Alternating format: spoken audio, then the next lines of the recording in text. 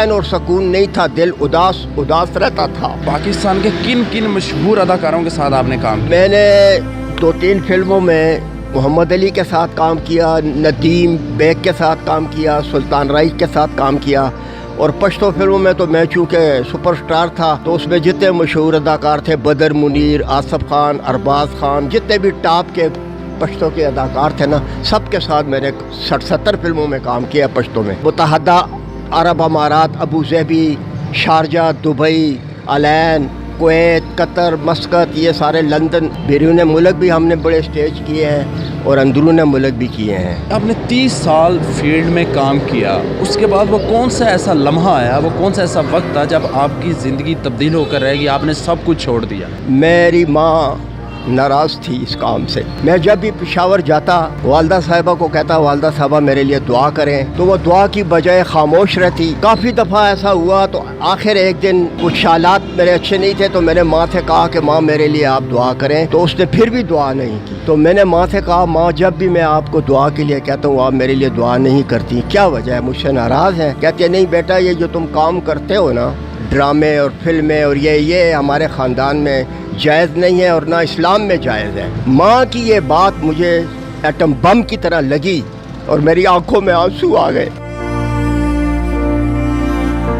मैंने माँ से कहा, अच्छा माँ आज एक काम करना है, लाजमी आपने आज मेरे लिए दुआ करनी है और आपके दिल में मेरे लिए जो हसरत है, तमन्ना है, वो दुआ तो आज आप करें। तो कहती है सच कहते हो? मैंने कहा हाँ। हाथ उठाए, हिंदको ज़ुबान में उसने कहा कि जा पुत्र, अल्लाह ताला तनु हिदायत नसीब करे, तो अल्लाह ताला तनु मसीद दरस्ता दसे। मेरे ख्याल में वो आमीन का वक्त था। अल्लाह ताला ने मेरी माँ की वो दुआ कबूल की। 2 दिन के बाद मैं लाहौर आया, मेरा यहाँ एक्सीडेंट हुआ और मैं 2 दिन मौत तो हयात की कश्मकश में मुब्तला हुआ और उस कश्मकश में मैंने दोज़ख के ख्वाब, दर्दनाक ख्वाब देखे तो मैं बड़ा डर गया। जब 2 दिन के बाद मुझे होश आया तो मैंने अल्लाह ताला से इकरार किया, वादा किया कि या अल्लाह मुझे थोड़ी सी उदार ज़िंदगी दे दे तो इंशाअल्लाह मैं पक्या ज़िंदगी सारी तेरी इबादत में गुजारूंगा, दुनिया को छोड़ दूंगा।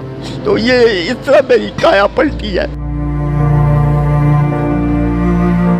बुजुर्गों बताइएगा कि आपकी फैमिली में कौन कौन था और आज इस दुनिया में आपका कौन है?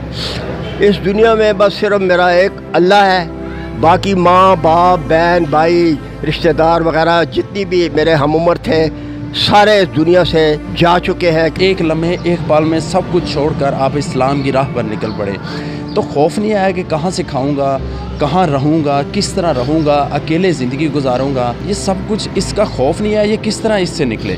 जब मैं फिल्मी दुनिया सब कुछ छोड़ के पेशावर चला गया था, मेरी वालदा बीमार थी। अहद किया अपने आप से कि तूने सारी ज़िंदगी लाहौर में गुजारी है, जब तक तेरी माँ जिंदा है तूने माँ से एक पल के लिए जुदा नहीं होना, माँ की खिदमत करनी है दिन रात, और जब तक तेरी माँ जिंदा है तूने पेशावर में रहना है, दिल लगे न लगे माँ के पास रहना है। 2 साल माँ की बहुत ज़्यादा खिदमत की, उसके गंदे कपड़े, पखाना पेशाब गंदे कपड़े में खुद धोता था, खुद साफ करता था और माँ की खिदमत करता था।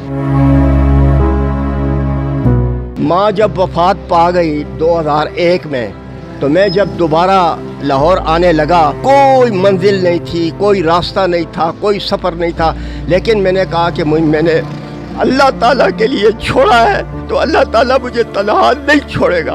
तो मैंने तबलीग शुरू कर दी, इबादत शुरू कर दी और लोगों को नसीहत करना शुरू कर दी। मैंने शो बिज़नेस सब कुछ छोड़ दिया। लोग मुझे कहते थे तुमने फिल्में छोड़ दी, ड्रामे छोड़ दिए, स्टेज छोड़ दिए, खाओगे पियोगे कहाँ से? मैंने कहा मैंने अल्लाह के लिए छोड़ा है और अल्लाह मुझे तन्हा नहीं छोड़ेगा।